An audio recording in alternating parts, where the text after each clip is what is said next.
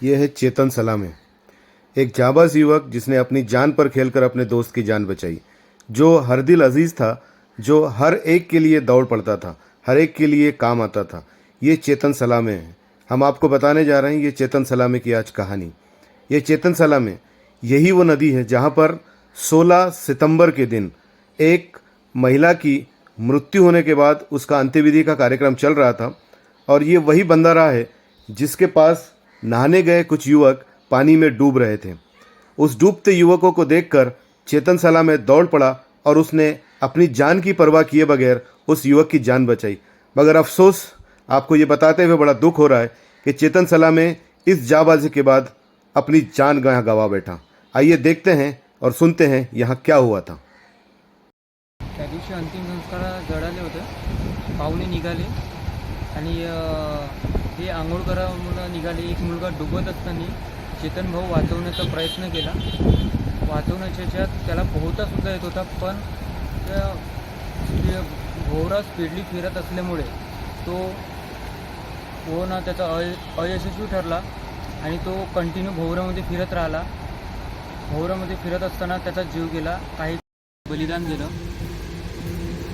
त्यासाठी शासनाने थोडी दखल घ्यावी अशी मी त्याचा खास मित्र लोकेश लांजेवार शासनाकडे विनंती करतो. हम चेतन सलामे की पूरी कहानी जानने के लिए, उसकी जाबाजी की बात सुनने के लिए उसके घर पहुंचे। कुरखेड़ा से करीब तलेगांव से लगे हुए मोहगांव में वो रहता था। उसके घर जब हम पहुंचे तो हमें वहाँ जो कहानी पता चली वो काफ़ी मन को झंझोर देने वाली है। आपको यहाँ बता दें कि चेतन सलामे जो था उसे उसकी बड़ी माँ ने दत्तक लिया हुआ था, क्योंकि उनकी कोई औलाद नहीं थी, तो उनके छोटे भाई ने अपने भाई का वंश चले इसलिए चेतन सलामे को उन्हें दत्तक दिया था, और ये उम्मीद थी कि उनके वंश को चेतन सलामे आगे बढ़ाएगा, उनके भाई के नाम को आगे ज़िंदा रखेगा। वहीं ये जो महिला है ये उसकी दत्तक पुत्र ली हुई माँ है। ये माँ जो एक समझ सकते हैं कि ये अब इस अफसोस में है क्योंकि पति ये पहले गंवा चुकी हैं। ये उसकी जन्मदात्री माँ है जो चेतन की जिसने चेतन को जन्म दिया था, मगर अपने बड़े जो होते हैं जेठ, उनको उसने उसे दत्तक दिया था और वो उन्हीं के पास रहता था। 11वीं तक वो पढ़ाई करने के बाद वो यहाँ आया था और फिर अब इनके साथ यहीं रहता था, क्योंकि उसकी मम्मी जो है ये जिसने उसे दत्तक लिया था ये चीने गांव में आंगनवाड़ी सेविका है, और बड़ी नम आँखों से वो उसकी यादें हमारे साथ साझा कर रही थी। ये पूरे परिवार को मिलकर हमने ये जानना चाहा कि चेतन कैसे था, क्या उसका रहन सहन कैसा था और वो क्या करता था गाँव में। तो हमें ये जानकर बड़ी हैरत हुई कि वो गांव का हर दिल अजीज़ था। रात को कितने भी बजे किसी की भी ज़रूरत हो वो उठकर उन्हें अस्पताल हो या किसी भी ज़रूरत के लिए हो दौड़ पड़ता था। वो इस तरह लोगों के दौड़ के काम करने वाला युवक, उसे इस तरह से अपनी ज़िंदगी गंवानी पड़ी, इस चीज़ का मलाल तो है। मगर यहाँ पर जब उनको ये पता चला कि किसी की जान बचाने के लिए उनके बच्चे ने अपनी जान दी है, तो वो लोग भले ही अपने दुख को आज नहीं संभाल पा रहे हैं, मगर कहीं ना कहीं उनको एक समाधान है कि उनका बच्चा किसी की जान बचाने के लिए अपनी जान गंवाकर काम में आया। लोकांनी काहीच नाही सांगितले. तिथल्या लोकांना फोन आला असेल पण बाईले सांगायचं नाही. काही झाली तर कसा करून आणू गावचे लोक, असं वाटलं. त्यांनी काही मला सांगितलं नाही. हे पोरं आले मग थोड्या वेळानं. मी गेलो गावात का बापा का झाला तर माहीत नाही, पण मला पोचवून द्या कुरखेड्यापर्यंत. तर काही गाडी काही मिळाली नाही. तर नंतर येऊन घरी बसलो, आता कशी करू देवा म्हणून. मग थोड्या वेळानं हे पोरं आले, 2 पोरं गाडी घेऊन. मग त्यांच्याबरोबर आलो. त्यांनी काही सांगितलंच नाही मला, असं झालं का तसं झालं म्हणून. ये है चेतन की माँ जो उसे पाल पोस कर बड़ा की थी, और ये अपने नम आँखों से हमें बयां कर रही थी कि चेतन उसके लिए कितना दिल अजीज़ था, और वो इस बात पर यकीन करने को भी तैयार नहीं थी कि उसके साथ कोई दुर्घटना हो सकती है। इस सब के बाद जब वो यहाँ पहुँची तो उसने ये देखा कि यहाँ सब रोले बिलख रहे हैं तो वो समझ गई कि कोई तो भी दुर्घटना हुई है। इसके बाद उसने अपने आप को संभालते हुए ये समझने की कोशिश की हुआ क्या है, मगर जब उसे ये बताया गया कि उसका बेटा किसी एक लड़के को डूबते हुए बचाने में अपनी जान गंवा गया, तो एक बार को तो वो बहुत अफसोस में डूब गई, क्योंकि अब उसके सामने सारी ज़िंदगी का अंधेरा दिख रहा था। क्योंकि जिसको एक किरण वो ज़िंदगी के लिए समझ रही थी, क्योंकि इनके पति का भी देहांत हो चुका है और अब चेतन जो था एकमात्र सहारा इनके ज़िंदगी का था। तो अब उसको खोने के बाद आप समझ सकते हैं इस माँ पर क्या बीती होगी। और वो जिस तरह से अपनी बात और चेतन की यादें हमारे साथ ताज़ा कर रही थी, उनकी आंखों में साफ नमी हम देख सकते थे और ये समझ सकते थे कि एक माँ को अपने एक जवान बेटे के खोने का क्या दुख होगा। मगर इस माँ को इस बात का फख्र भी है कि उनके बेटे ने एक माँ की गोद उजड़ने से बचा ली और किसी को डूबते हुए पानी से निकालकर अपना इंसानियत का फ़र्ज निभाया। घरी आलो जेवण केलं ना, बाहेर निघलो ते घर शेजारी तिकडे गेले होते, माई तिकडली असेल ते आईले, तर मग ते मला सांगत आले, तर मी मग लढाले बसलो।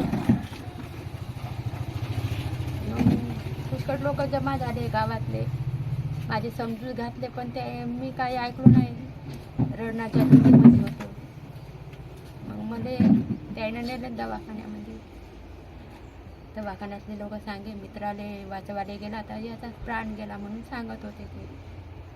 थोडा वेळ थांबलो, मग मला आणून दिले। मग तिकडे का केले ना का नाही का मला माहीतच नाही। ये चेतन की वो माँ है जिसने उसे जन्म दिया था, और उसे दत्तक देने के बाद भी माँ का जो प्यार है और जो लगाव है वो आप इसके चेहरे से साफ देख सकते हैं।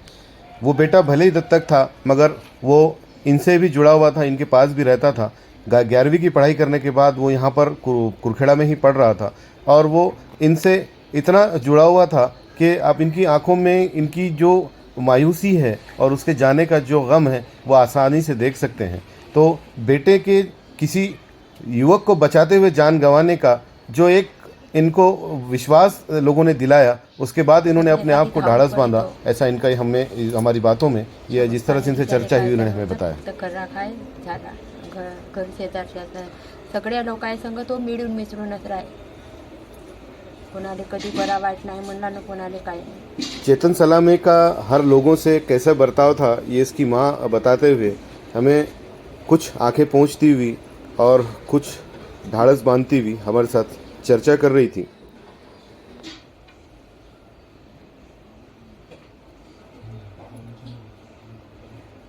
वाचवला तो चांगलाच झाला, जगाचा उद्धार केला त्यानं, आपला जीव गमावला ना, मित्राचा जीव वाचवला, किती पुण्य म्हणावा त्याचं। तो जगासाठी धावून पडायची पहिल्यापासून, घरी जास्त वावराचा नाही, काही नाही, कोणाचा ॲक्सिडेंट झाला किंवा काही झाला तर तो धावूनच पडत होता। लोगों की मुसीबत में दौड़ कर जाने वाला चेतन इस तरह से उनको छोड़कर चला जाएगा, इस बात पर उन्हें आज भी यकीन नहीं है। इसी बीच उनके पूरे परिवार से बात करते वक्त उनके पिताजी ने भी कुछ बातें हमारे साथ यहाँ साझा की हैं। चेतन हा माझा मुलगा होता, पण मी त्याला भावाला दत्तक म्हणून दिला होता। चिनेगावी राहत होतो। काही वर्षांना भाऊ मरून पावला 14मध्ये 2014मध्ये। त्याच्यानंतर त्याचं शिक्षण पूर्ण व्हायचं होतं, तर काही दिवस शिक्षण केलं त्याचं, नंतर मग माझ्याकडे आला। इथं राहता राहता त्यांना ड्रायव्हरकी शिकली, गाडी चालवायची। कधी काल कोणाचं काही बरं वाईट झाला तरी गाडीवर बसून द्यायला न्यायचं दवाखान्यात वगैरे, परंतु त्याच्या मनात जे काय होता ते सगळ्याला मिळून मिसळून वावरत होता। कधी घरी आम्हाला काही दुखावून वगैरे बोलला नाही तो, पण अशा आठवणी आहेत त्याच्या एक एक मी सांगू शकत नाही। पण थोडेफार मला लहान मोठ्या कधी काल मूर्त्या बनवतो मी, त्यावेळी इथं काही ऑर्डर वगैरे नाही भेटले, माझ्या भाषेच्या गावाला ऑर्डर घेतलं होतं माझ्या भाच्याने, विकली येते तिथे गेलो होतो. 2 ऑर्डर घेतले होते मूर्त्याचे शारदादेवी. गेल्यानंतर तिथून 2 दिवसाबाद मला माहिती कळली, फोन लावला लांजेवारने, त्याच्या मित्राने. लांजेवारने फोन लावला की तुम्ही दवाखान्यात या म्हणून, शुक्रवारी दिवशी. फोन लावल्यानंतर मला असा वाटला काय झालं बाबा, कारण मुलगा आणि आई हे दोघेच जण घरी होते. आता माझा मुलगा गाडी वगैरे चालवते, ॲक्सिडेंट वगैरे तर नाही झाला बा, कारण दवाखान्यात बोलवले म्हणून. त्यांना विचारलं मी, का झालं रे बापू, ॲक्सिडेंट वगैरे तर नाही झाला? नाही काहीच नाही झाला, पण तुम्ही या, तुरंत या म्हणजे. मग माझ्या ह्या घराशेजारच्या मुलानं फोन लावला, बाबा म्हणते चेतन दादा गेला म्हणते पाण्यात बुडून, तर तुम्ही लवकर या म्हणलं. मग माझ्या भाच्यानं स्वतः गाडी केली आहे आणि त्याच्या परिवारासोबत मी शुक्रवारी 11 ते 12 वाजता तिथून निघलो. 2 वाजता आल्यानंतर मला इथे घटना घडली. दवाखान्यात वीरचेलवर पोराला ठेवलेले होते प्रेत. ते पाहून आता पाहून असं झालं होतं, पण का करू आता पाहाच लागला.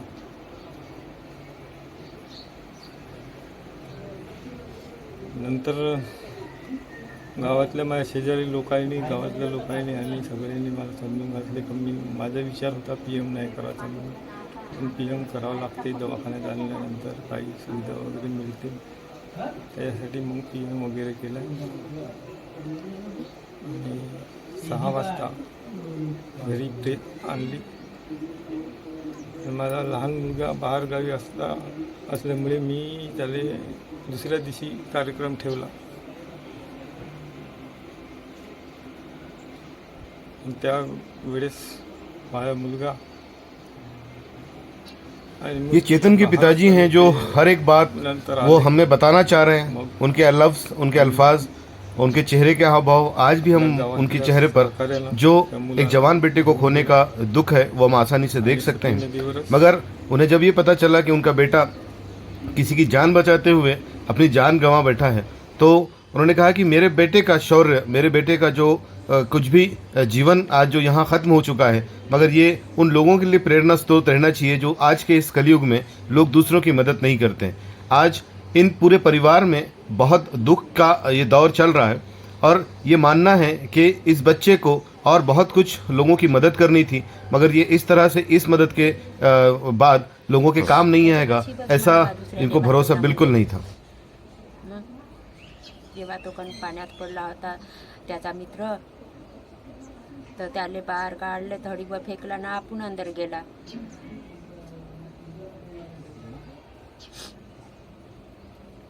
जो भी चेतन के बारे में बताया जाए वो बिल्कुल कम है, क्योंकि उसने जो शौर्य करके दूसरे की जान बचाई है वो अपने आप में एक मिसाल है.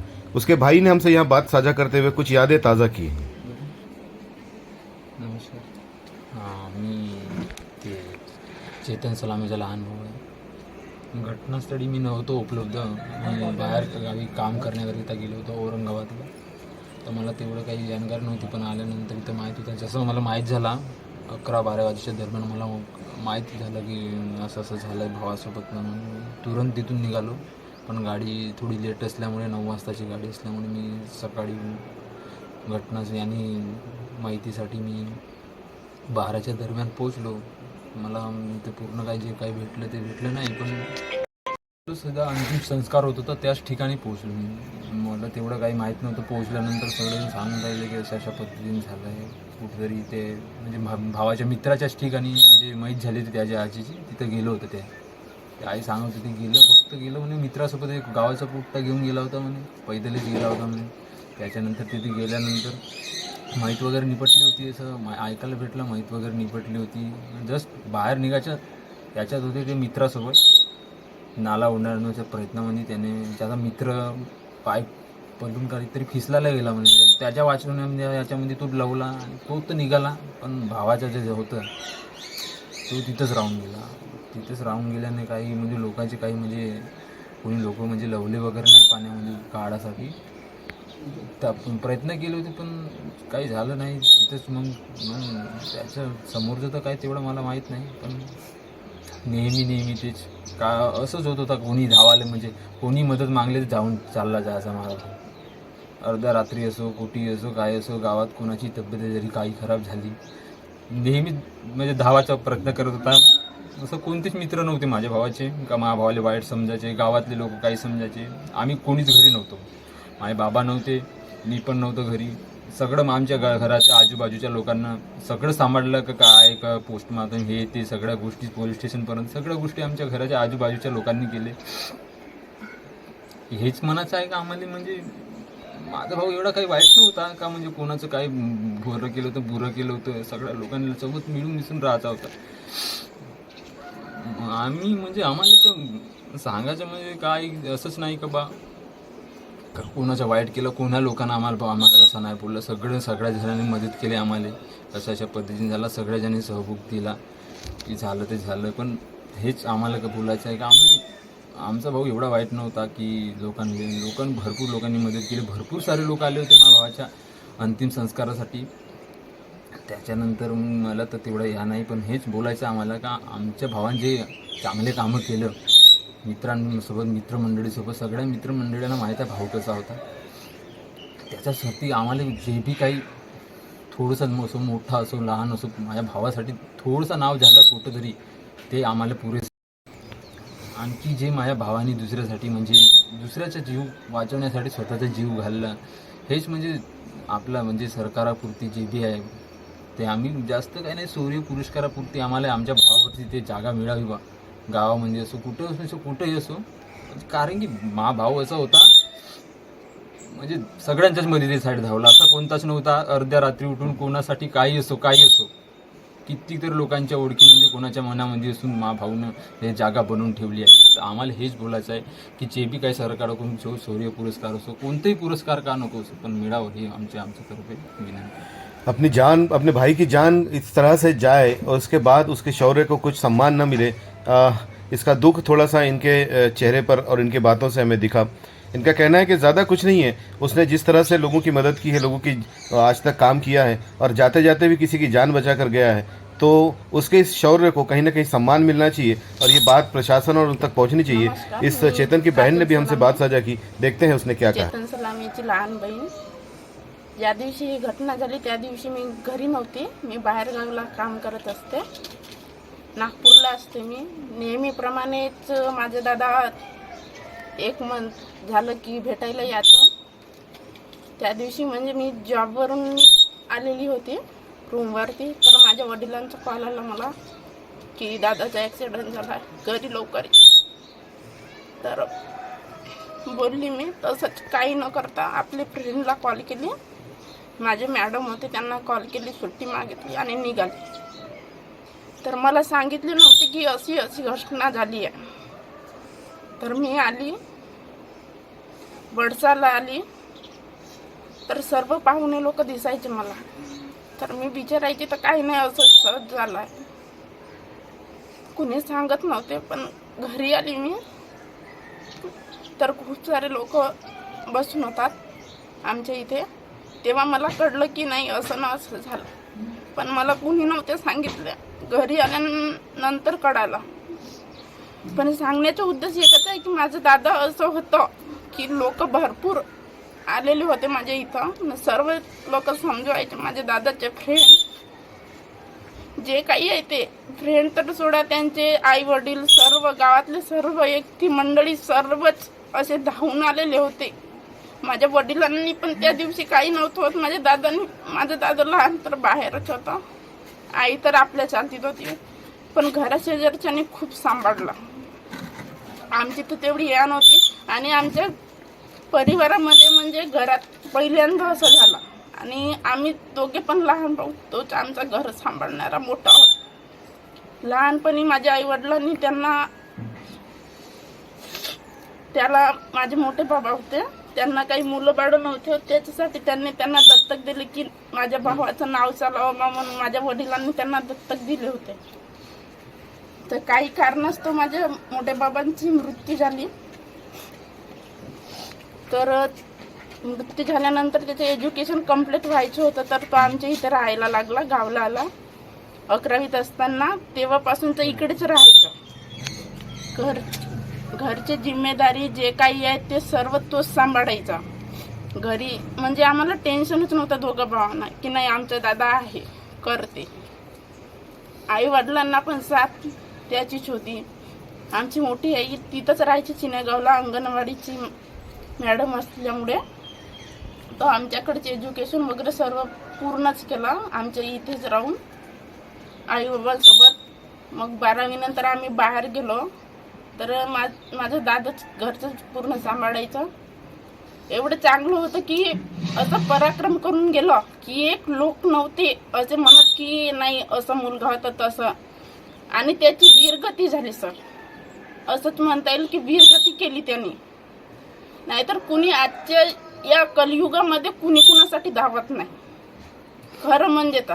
आणि त्यांनी आपल्या मित्रासाठी आपला जीव टाकला तिथं. आता तेवढं तर माहित नाही आम्हाला, आम्ही बाहेर होतो, पण तिथं तर असणारच ना. काही लोक समजा तो पडला दुसरा व्यक्ती तर दुसरे कुणी नाही धावलं, माझा दादा धावला. काय त्याचे चांगलेपणा, कुणाला काही झालं कुठे पण जायचं, कधी कुणाला वाईट नाही. आजकालचे मुलं वाईट शब्दात बोलतात काही पण कधी नाही कुणाला वाईट शब्दात बोललं नाही, काही नाही. कुणाला काकाजी म्हणायचं आहे, काकाजी सर्व याच्या शब्दात बोलायचं. एक शब्द कुणाला बोलायचं नाही, आई वडिलांना पण नाही. असं जवाब देतात मुलं आई वडिलांना, पण माझ्या दादानी कधी तसं नाही केलं. जे बोलायचं होतं ते बोलत होता, चुप राहा. वीरगतीच करून गेला म्हणता येईल. आता तेवढे फ्रेंड लोक आहेत माझ्या दादाचे, आणि आजपर्यंत जे गावात अंतिम संस्कार झाले कुणाचे असत, कोणी लोक तेवढे नाही. पण माझ्या दादानं असे पराक्रम केलता की खूप लांब पडून माझ्या दादाच्या अंतिम संस्कारासाठी आले. माझा लहान दादा घरी नव्हता, बाहेर गेला होता, त्याच्यामुळे थोडा उशीर झाला आम्हाला अंतिम संस्कार करायला त्या दिवशीची ही गोष्ट. आणि मी बाहेर असताना तेवढं तर मला फार काही माहीत नाही. आता जे लोक बोलतात सांगतात की नाही असं झालं होतं, असं म्हणून असे सर्व सांगतात की असं झालं, पण तेवढं आपण बघितलं नाही तर आपण सांगू नाही शकत ना. त्याच्यामुळे माझा दादा असं नेहमी दुसऱ्यांसाठी पराक्रम करणारा जाणारा, कधी कुणाला नाही शब्द हा येतच नव्हता त्याला. रात्रीचे 2 असो 3 असो कितीही वाजले असो, एक फोन आला की चाललं, नाही इथे असं झालं तिथं झालं, उठायचं. स्वतःच्या जीवाची काही नाही त्याला काळजी. दुसरे चांगले राहिले पाहिजेत हेच म्हणणं होतं त्याचं. दुसऱ्यांचं चांगलं केलं तर आपलं चांगलं होईल. कधी मी लहान बहीण आहे त्याची, तर मला कधी असं बोललं नाही. कुठं पण जायचे नाही, त्याचे मित्र असत कुणी असत, ताई म्हणूनच बोलायचे. नाही करणची बहीण आहे, चेतनची बहीण आहे. आता पण त्या दिवशी म्हणजे मौतीच्या दिवशी तब्येत बरी नव्हती, पूर्ण फ्रेंड सर्कल आले होते त्याचे, मित्र मैत्रिणी खूप सांभाळायचे, समजवायचे. असं कुणी नाही करत. हेच बोलणं आहे की माझ्या दादानं जे वीरगती केली त्याला काही नाव म्हणून आमच्या फॅमिलीमध्ये तर कधी असं झालं नाही. त्याने दुःख दाखवलं आम्हाला, असं सोडून गेला अशा पद्धतीमध्ये. त्याला वीरगती म्हणून काही पुरस्कार मिळला पाहिजे ही शासनाची विनंती आहे आम्हाला. तसे तर काही विनंती म्हणजे कसं वीरगतीच म्हणता येईल. कुणी कुणासाठी असं धावत नाही या कलियुगामध्ये. तर वीरगती म्हणून पुरस्कार मिळेल तरी हे आम्हाला बहुत आहे, ही विनंती आहे. माझे आई वडील आता तेवढे नाहीत तर बोलू नाही शकत, पण त्यांचं दुःख त्यांना माहीत आहे. ठीक आहे, धन्यवाद. तर सती नदी या ठिकाणी चेतन सलामे ह्या तरुण युवकाने आपल्या जीवाचं बलिदान देऊन स्वतः आपल्या मित्राचं प्राण वाचवले. ह्या त्याच्या कार्याला शासनातर्फे शौर्य पुरस्कार मिळावा हीच आपणास. आणि सहसा असं कधी होत नाही ह्या जगामध्ये, कोणी आपला जीव गमावून दुसऱ्याचा जीव वाचवू शकत नाही. ह्या त्याच्या कार्यासाठी आमची ग्रामवासियाची मागणी आहे की त्यांना शौर्य पुरस्कार मिळावा, हीच आमची मागणी. राम कराडे, मी ग्रामपंचायत सदस्य बोलतोय. चेतन हा असा व्यक्ती होता की सर्व आपल्या मोहगाव ग्रामपंचायतचा हा म्हणजे पूर्ण आपुलकीचा माणूस होता. आणखी त्याचे प्रेमभावना जवळचे होते. आणखी कोणाला दुखापत होत असेल किंवा काही होत असेल कधीही तो म्हणजे लवकरात लवकर म्हणजे उचलून त्याला दवाखान्यात नेणे, त्याला बोलणे, आणखी सगळ्यांना एकमेव त्यांचा जो हावभाव होता तो एकदम प्रेमळ होता. आणखी अचानक त्या दिवशी त्याला म्हणजे मरणामध्ये गेला. आणखी तो मरणामध्ये जाऊन मरण वगैरे पूर्ण झाल्याच्या नंतर तो नदीपात्रामध्ये गेला. नदीपात्रामध्ये एक मुलगा बुडत होता, त्याला वाचवण्यासाठी तो गेला. आणखी आपणच तो तिथे बुडाला आणि त्याला वाचवण्यासाठी कोणी प्रयत्न केले नाही. आरडाओरडा केले त्याच्या बाजूचे किंवा कोणी होते त्याच्याबरोबर, ते व्यक्ती आरडाओरडा करून काही आले नाही जवळ. आणखी त्यांची तिथेच प्राणज्योत गमावली. आणि एवढं मी ग्रामपंचायतचे सदस्य बोलतोय, पण त्याला ग्राम पुरस्कार मिळावा एवढीच माझी विनंती आहे. धन्यवाद. चेतन यहाँ का हर दिल अजीज था. हर वो छोटे बड़े से वो जुड़ा हुआ था. हर व्यक्ति से उसका सीधा संपर्क था और हर व्यक्ति उसके जाने के बाद यहाँ बड़े अफसोस में है और इस बात पर यकीन भी आज करने को तैयार नहीं है कि वो चेतन अब उनके बीच में नहीं है. भाई होते हैं वो मतलब इतने अच्छे थे कि जिसकी कोई हदिश नहीं. ये गांव में नहीं क्यों उस जैसा इंसान है ही नहीं. एक ऐसे भगवान के रूप के जैसे है वो. सबकी मदद करना, कोई भी छोटे बच्चे कैसे भी रहो उनको मतलब सभी के लाड़के थे वो. मतलब ऐसा कभी उनमें नहीं कि कोई बुरा बर्ताव या ऐसा कोई शराब पीना वगैरह या कुछ ऐसा झगड़े ऐसा कभी हमने नहीं देखे उनका. ऐसे इतने अच्छे थे कि आधी रात को भी कोई बुला लिए तो दौड़ते हुए जाते थे. ऐसे गाड़ी करके देंगे, खुद अपने जेब में से पेट्रोल डालेंगे. उन्होंने पैसे तो नहीं कमाए लेकिन यहाँ से मोहगांव में बोलो या कुड़खेड़ा ऐसे कोई भी गांव में रहो उन्होंने इज्जत बहुत कमाई. और हमारे वो जब ऐसे गए ना तो हमारे को इतना अखर रहा है जिसकी कोई हद नहीं. इस गांव में कोई कार्यक्रम भी होंगे तो हमारे को इतनी याद आती उनकी कि कभी नहीं कि ये चाहिए होता. ऐसा लगता कि कहीं से ना कहीं से आ रहे थे. ऐसा नहीं कि आंखों में जैसे उनकी तस्वीर छुपी है. इस गांव में वैसा लड़का है ही नहीं. तो एक भगवान के रूप की तरह है वो इंसान. लेकिन वो दूसरे की जान बचाने के लिए नहीं कि अपनी जान लेकर चले गए. अगर उस इंसान की जान चली गई लेकिन हमारे को कोई अखरा नहीं रहता. लेकिन वो इंसान इतने अच्छे थे कि उनकी जान चली गई. बहुत मतलब बहुत ही अच्छे थे वो. लोगों की बात से आप अंदाज़ा लगा सकते हैं कि चेतन यहाँ कितना दिल अजीज था और हर एक के लिए वो एक ऐसा मसीहा था जो हर एक के लिए दौड़ कर चला जाता था. अब ये उनकी यादों को ही लेकर यहाँ पर अफसोस में है और इस बात पर यकीन करने में भी उनको बड़ी परेशानी हो रही है कि चेतन अब उनके बीच में नहीं रहा. उनके साथ में अच्छे से रहते थे. कभी कोई बुरा काम नहीं. हर इसमें दौड़ते हुए जाना. किसी की शादी करवानी रही तो पहले खड़े होना. ऐसे मतलब उन्होंने कभी भी जोड़ना सीखे, तोड़ना कभी नहीं सीखे. और उन लोगों ने कहीं इंसाफ भी मिलने को ना उनको मतलब पुरस्कार मिलने को ना सरकार की तरफ से, क्योंकि वो इंसान ही इतने लायक है कि इस भारत में भी नहीं होगा उनके जैसा इंसान.